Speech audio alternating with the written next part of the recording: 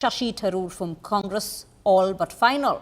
Congress MP Tharoor shared a cryptic message on social media hinting at a change mid-differences with the Congress. Minutes after Congress President Mallikarjun Kharge took a swipe at him for his repeated praises for the Prime Minister Narendra Modi. Now, the veteran Congress leader in the post has shared a quote, and I in fact bring to you that very quote: "Do not ask permission to fly. The wings are yours and the sky belongs to no one." He shared the post on social media just minutes after Congress President took a dig at him, saying that for some, Modi comes first and the nation comes later, while for Congress, it is always nation first. That is the particular quote that's come in. But with that, let's also take you through what exactly had been said by Shashi Tharoor only in the recent time, 2 days back, wherein the attack by Kharge has come in days after Tharoor in an editorial praised Prime Minister Modi as the prime asset for India, lauding his energy, his dynamism and global engagement, and even urged greater backing for Modi's diplomacy. Listen in. But what has changed in recent years is that the terrorists have also realized they will have a price to pay. On that, let there be no doubt. When, for the first time, India breached the line of control between India and Pakistan to conduct a surgical strike on a terror base, a launch pad, the Uri strike in September 2015, that was already something we had not done before. Even during the Kargil war, we had not crossed the line of control. In Uri, we did. Then came the attack in Pulwama in January 2019. This time we crossed not only the line of control, we crossed the international border and we struck a terrorist headquarters in Balakot.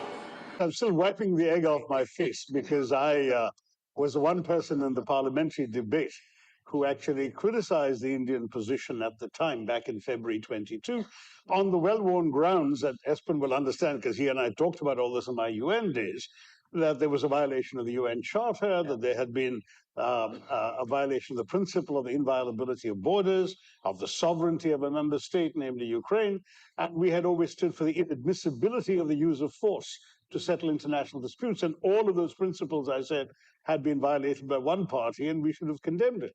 Well, a couple of years later, 3 years later, it does look like I'm the one with egg on my face, because clearly the policy has meant that India has actually a prime minister who can hug both the president of Ukraine and the president of Moscow 2 weeks apart and be accepted in both places. So far, I must say that what we've seen from the press statements by both the Prime Minister and by President Trump are very encouraging, because it looks like some of the big concerns we all had have been addressed.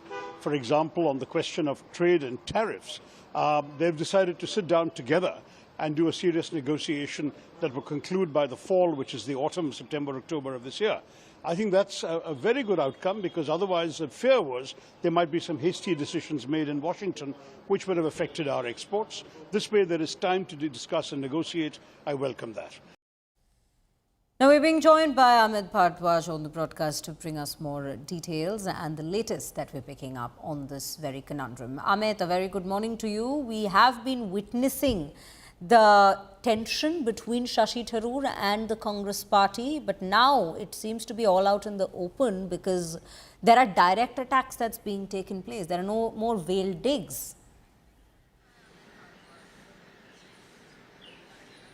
Shreya, you would remember as to when Shashi Tharoor was part of that multi-party delegation on diplomatic mission, to expose Pakistan and to explain India's position on Operation Sindoor.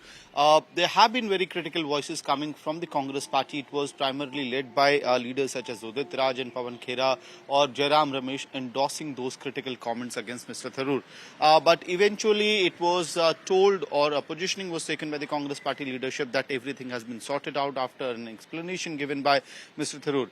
But now, because these praises for Prime Minister Modi from Mr. Tharoor is not stopping, you don't see any inconsistency there, and that is why the comments that have also come from the Congress president himself, Mr. Mallikarjun Kharge, that itself is something that would indicate at much bigger trouble possibly for Tharoor in this particular case. The Congress MP getting a word, a clear signal from the Congress president as well, that for Congress party, the country is priority, and Mr. Tharoor has been praising someone in the past as well, and he keeps on doing it. So it is up to him what he prefers, but for Congress party, country comes first. So that statement itself, could be decoded in several other manners as well, as far as politics is concerned. The Kerala Assembly elections are not far off, so is it, beginning or indication at much bigger political changes that the state could see, or whether this storm will also pass by? That is to be seen in the next coming days. Back to you.